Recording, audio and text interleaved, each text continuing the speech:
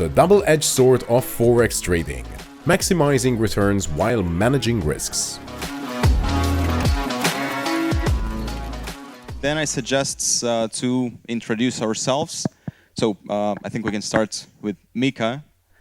Yeah, hi, I'm Mika Liebkind. I'm head of trading for the Red Acre Netros group. I started my career basically in the late 80s when the first index and options futures market was started in Helsinki. I was one of the first broker traders there. And after that, I've worked as a stockbroker, as a market maker, and some other stuff. So Nicholas said he's a dinosaur, so I don't know what that makes me. But yeah. Hi, I'm Shawn Drago. I've been working in the FX industry for approximately 6 years now. I've been more based on the corporate FX business, but obviously I have quite a substantial knowledge when it comes to FX trading. I'm Stathis, CEO of Red Acre Netros. I don't have your experience, Mika, but I'm coming from this industry the last 11 years, director in Forex broker for almost 4 years, then head of product and marketing for Acre, a quantitative company creating algos and based on machine learning and AI. And then I worked for social and copy trading for 2 years, Zulu Trade, and I'm here to this big group of companies in order to achieve our mission and vision. Thank you so much. It's actually an honor to sit here with such an expert. I'm far from being dinosaur in this industry, but I'm 7 years with Tools for Brokers, and we help brokers to execute their trades faster, to maximize their profits, to manage their risks.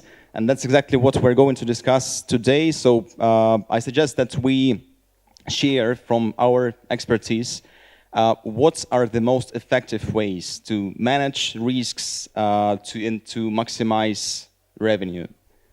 And I think we can start in the same order from, if you have something to start with, you can start. Let's have an open discussion. We are not so well prepared, for this panel, but we have the expertise to share our knowledge. I think that education is the most important thing for all the B2C users. You have to educate them on what is leverage, how to mitigate the risks, which are the right tools. Right now, AI plays a very important role on handling this kind of risks. So we as a group, we work very hard on this part because client is above everything. We want to take care of them and of course to give them the opportunity to invest and not take the betting side of the industry. It is very important to work on increasing the lifetime value of the user. So by providing education, I think this is the most important factor in order to help them understand what to do, what kind of positions they have to open or to close, what is the stop loss, what is the take profit, and all this stuff. I think education is above all. I completely agree with you in that aspect. Also, I'd say psychological factors are a very important part.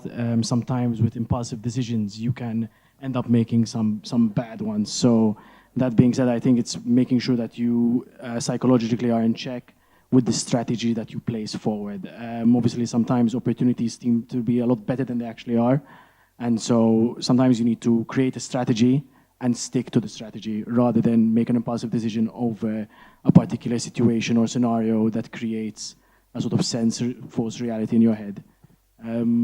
Also, another possible strategy in that sense would be, like you said again, education. So obviously education is extremely important. Keeping up with what's going on in the world is a big factor. So looking at economic factors that can obviously affect the type of trades that you do.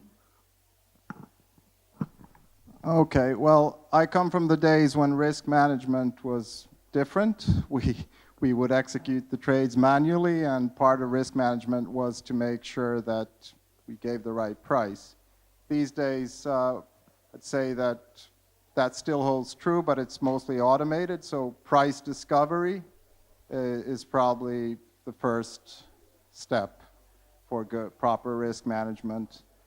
Also, another thing that those of you who were around when the so-called Swissy Day happened have learned is that there is no such thing as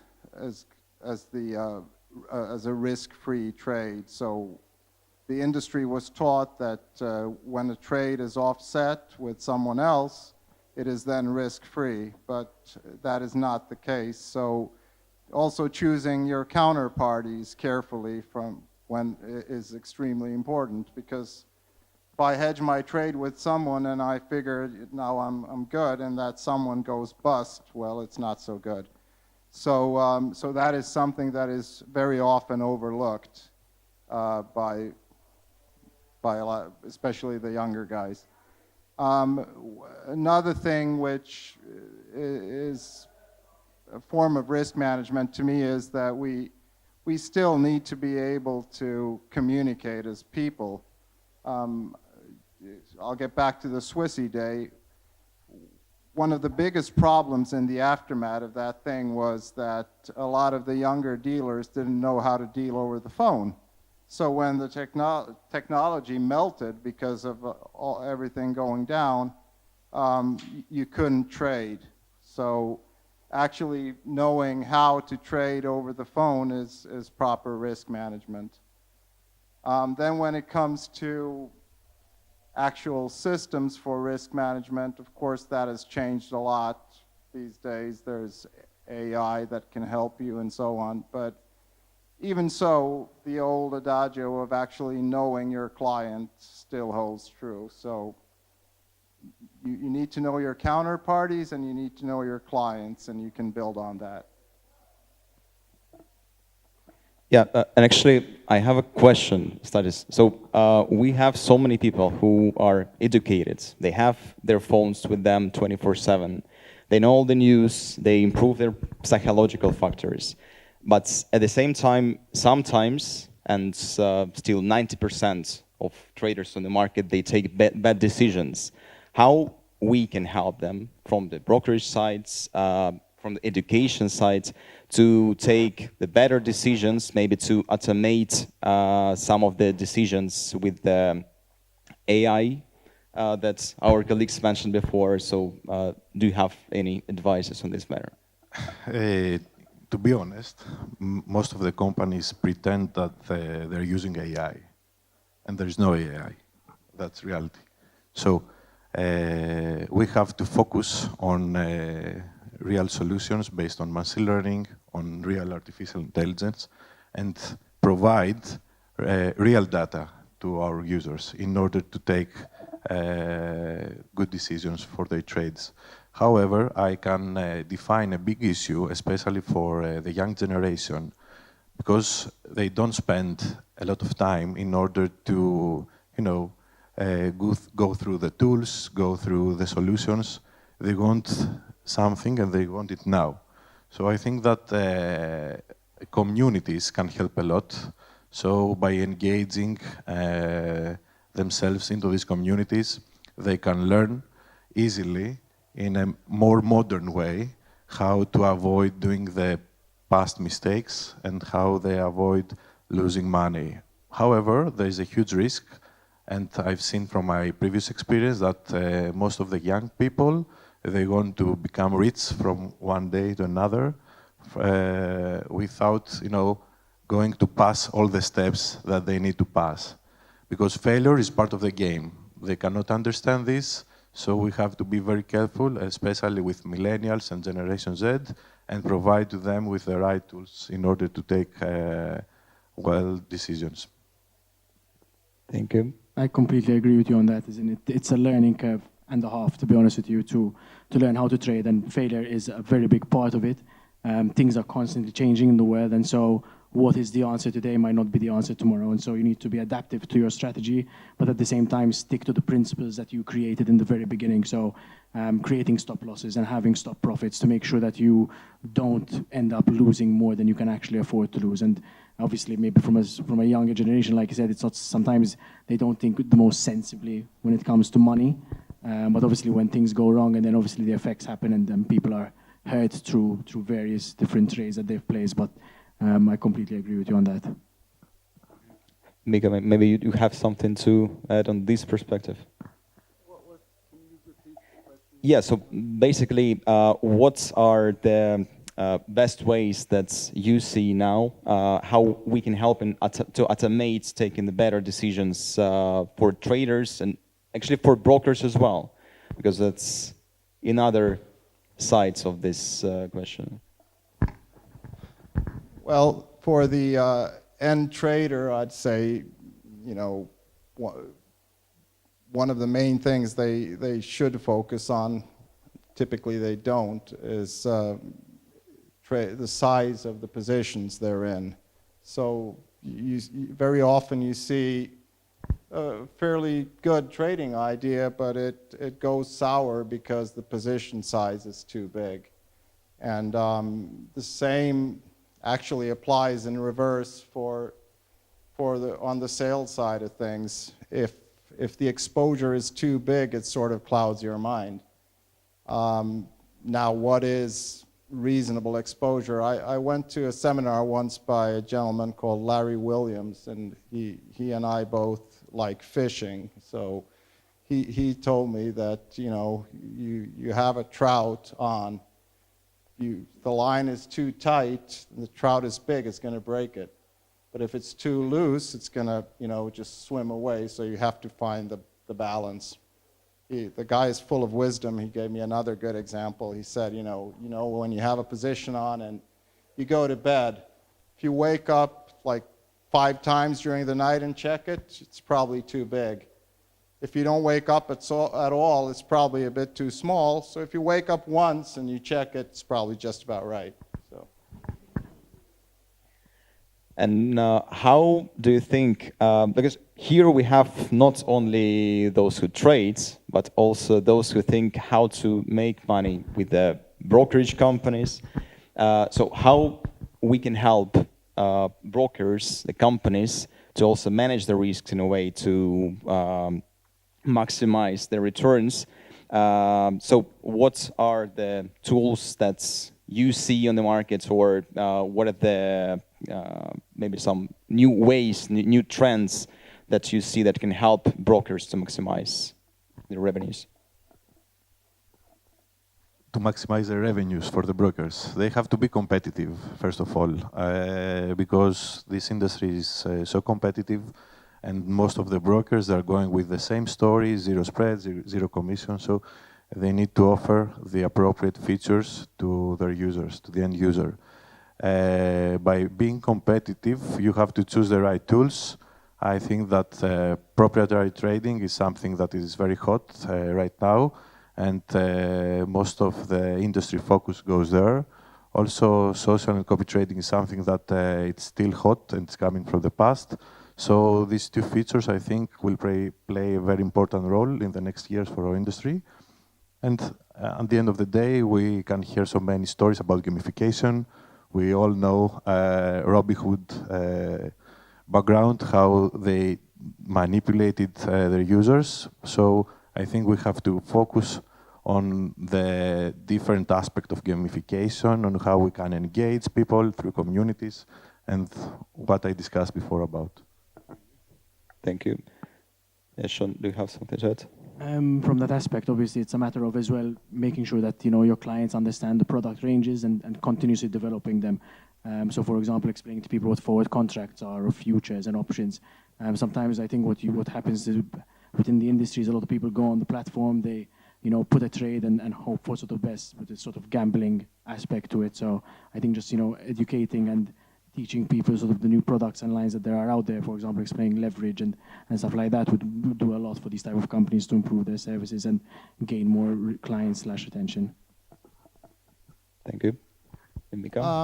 I think one of the key differences between now and before is that the numbers are much bigger. I mean, the number of traders and so on. So we have a lot of data, and you can't really know all of your clients as you could before. You had a handful of big clients that you'd follow around. In some cases, you you would execute their trades manually, you'd speak with them every day and so on. That doesn't happen anymore, but if it's possible to replicate that with AI or something like that,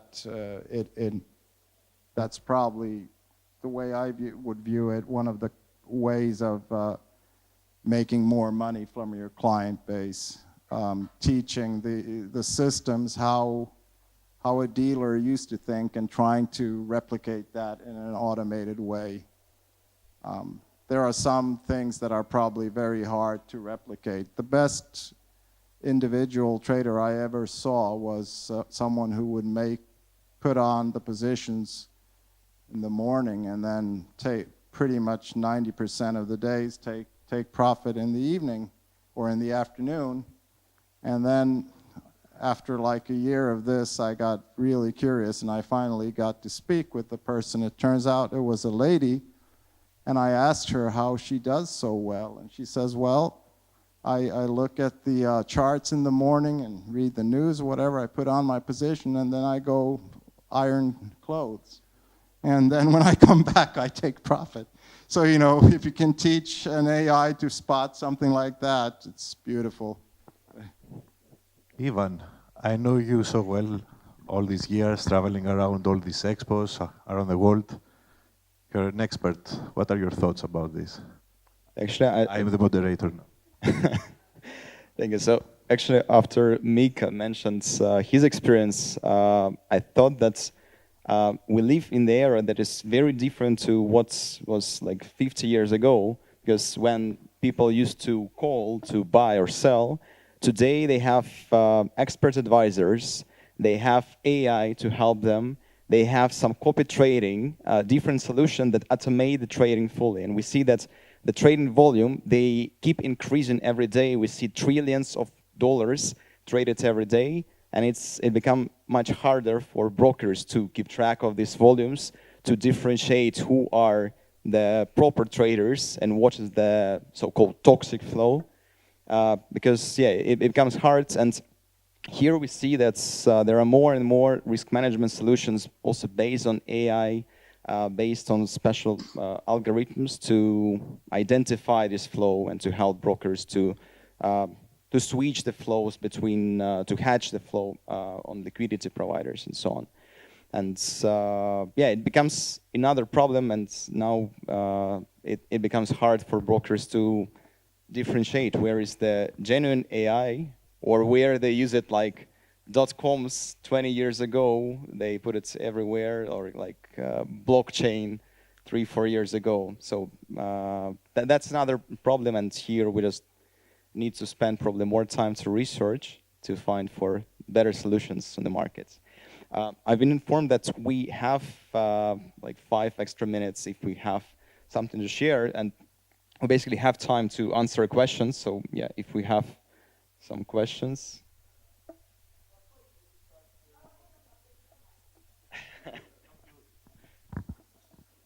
We have, yeah, okay, there you go. At some point you discussed the gambling aspect of Forex.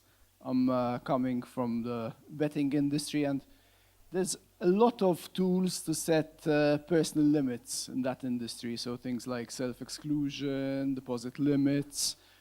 Could it be time that we start adopting a similar approach in Forex? What do you think? So personally, I would agree. So I think what should be standard, and obviously I'm assuming some sites do have that in place, would be obviously to gauge the knowledge of the client that is applying through the account. So obviously having more understanding of what the client knows, you can gauge exactly what, how much they could be or should be betting and trading in this case. And we see that actually it already exists in the market. So there are lots of tools, not only for brokers, but for traders to limit their risks, to help them to stop losing money when it becomes too dangerous. So to close all the positions. So just maybe you also have some examples from your experience. Yeah, there are so many AI tools that help the end user in order to, close partially their positions, to mitigate the risks. They can also participate on, let's say, coding these tools in order to bring their own expertise on what they want to achieve. So yes, there are so many tools out there that we can protect all these users, and most of the brokers they already use them. And we also have here head of trading. Maybe you also have some more effective ways, more effective ways to help traders. Well, I'd say that the trader is his own worst enemy in his or her 99% of the cases. So yes, there are technical tools, but if they are easy to break, they will break them. I once had a small trading platform built for myself where I had a daily limit, and I actually asked the programmer to make it so that the password to change that daily limit wasn't held by me, it was held by my wife. Because I knew that the minute I'm over it and I get ticked off and I see the market moving my way, then I would go nuts and would just go there and change the password. So I'd say that for the traders to be able to really to protect themselves, it has to stem from themselves to some extent, because no matter what the rules are and so on, they can always be broken unless it's made impossible. So yes, there are also regulations. I mean, it's been standard practice for a long time that traders have to be divided into retail and professionals, but it doesn't stop people from losing their money if they want to. So I would say that Stathis mentioned education. Yeah, education is probably one of the keys. So people have to know that they are their own worst enemies if they want to, and start from there. And I think also some wisdom from Mika that we can use some two-factor authentication with the help of our wives. Do we have some other questions? Two questions. Hi.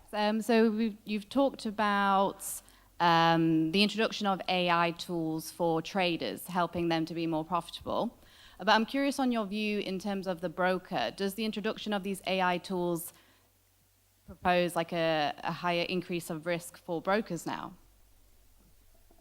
Yeah, absolutely. Like, we work from the side of the technology, that we provide technology for brokers.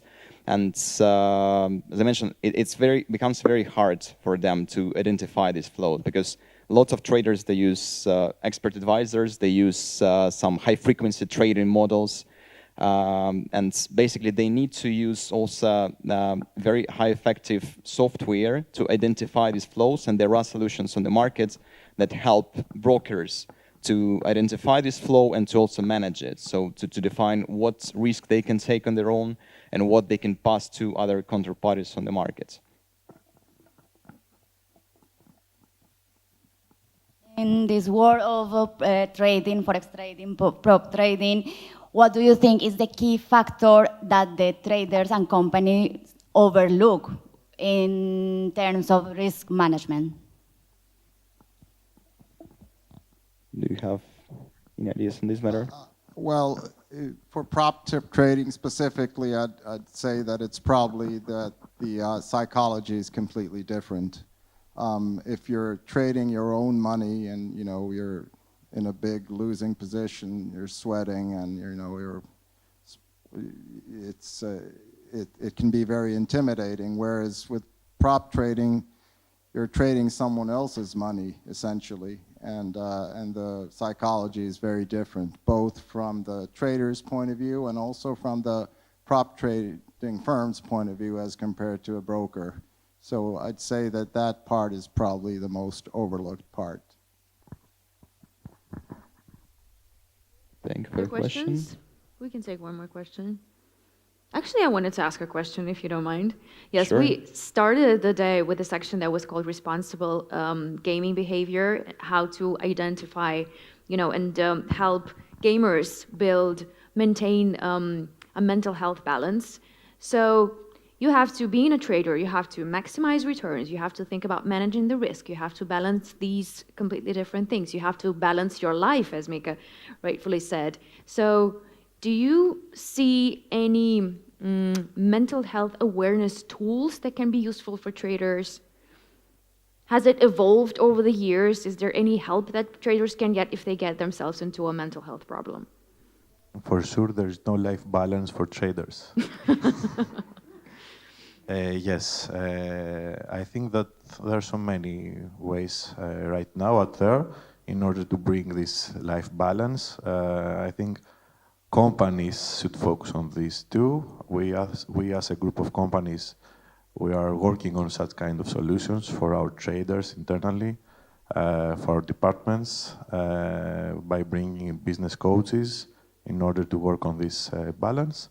I think this is one of the solutions that companies can provide to the employees that are mostly focused on the trading part of the business. Thank you. No stress. Any other questions? Well, thank you then. Thank you so much.